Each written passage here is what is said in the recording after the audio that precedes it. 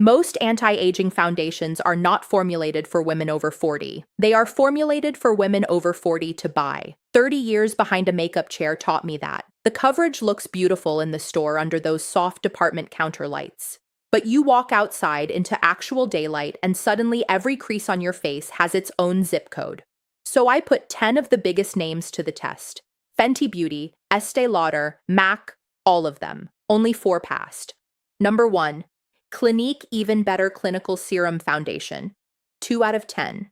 I wanted to like this one because Clinique has been around forever and their skincare is genuinely solid. But this foundation on mature skin is a completely different story. I had a client wearing it last month who came in with visible pilling right along her jawline where her day cream sat underneath. The formula bunches up on textured skin and does the exact opposite of what you want. Instead of smoothing things out, it grabs onto every rough patch and announces it. By the 2-hour mark, it had already started breaking apart around her nose. The serum concept sounds smart in a marketing meeting. On a real 53-year-old face in natural light, it just doesn't hold up. And that's only 2 out of 10. The next one is a product that half of you probably have sitting on your bathroom counter right now. Number 2. Estee Lauder Double Wear Stay in Place Foundation. 3 out of 10. Every woman our age has either worn double wear or knows someone who swears by it. I get the loyalty. It was a dependable formula for a long time, but it oxidizes. You apply it in the morning and it matches your skin perfectly, and then by lunch, you're 2 shades too dark with an orange undertone that nobody asked for. It also goes on heavy.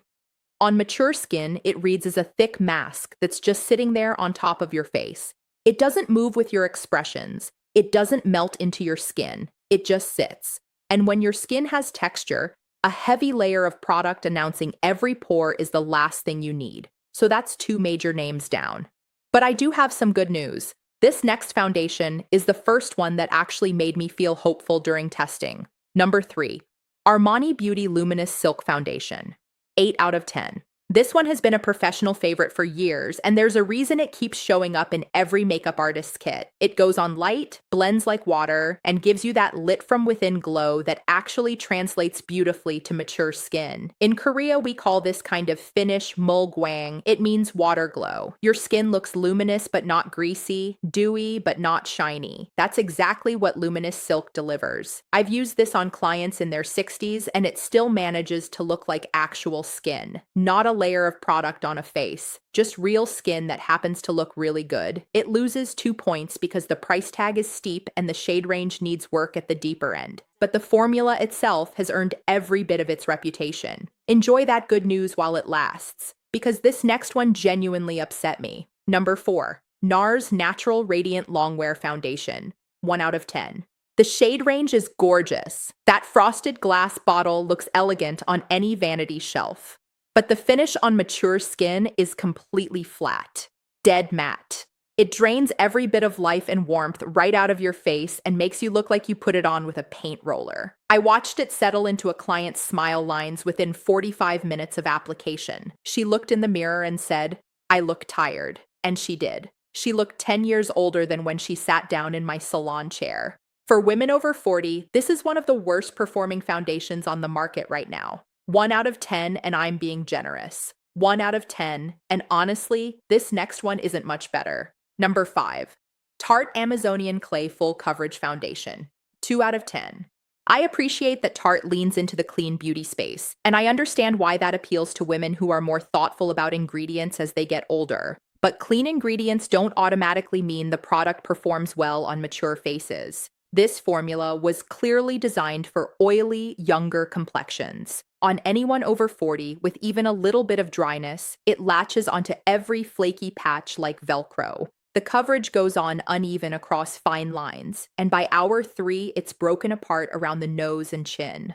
A client in my chair described the look as crusty by lunchtime. Her word, not mine. But she wasn't wrong. So far, we're looking at mostly failures. But this next foundation completely changed the way I think about what's possible for mature skin. Number 6. Luxe Color Changing Foundation. 10 out of 10. I was skeptical when I first heard about a foundation that changes color to match your skin. 30 years in this business, you hear a lot of gimmicks. But I tried it on a client who had been fighting oxidation her entire adult life, and we both watched this formula shift and adapt to her exact skin tone in real time. No guessing shades at a department store counter, no turning orange by noon. The finish is flexible and lightweight, so it moves with your face instead of cracking into your fine lines when you smile or talk. At the 5-hour mark, her skin still looked dewy and natural. Not heavy, not cakey, just her skin, but genuinely better. In Korea, we say the best makeup is the kind that looks like you are not wearing any, and this is the first foundation I have tested that actually delivers on that idea. One of my clients actually told me she found it for a better price on Amazon, so I am going to leave a link in the description below if you want to try it. That's the one to beat. But I still have 5 more foundations to get through, and the next one proves that a big name and a loyal fan base don't guarantee anything. Number 7. Fenty Beauty Pro Filter Soft Matte Longwear Foundation. 3 out of 10. I respect what Rihanna did with the shade range. 40 shades pushed the entire industry to do better, and that genuinely matters. But the formula itself was built for younger, smoother skin. On a 25-year-old with plump, hydrated skin, this looks incredible. On a woman over 45, it goes flat and chalky within the first hour. It grabs onto every bit of texture and dryness and amplifies it. That soft matte finish that looks editorial on a young face just reads as dull and tired on mature skin.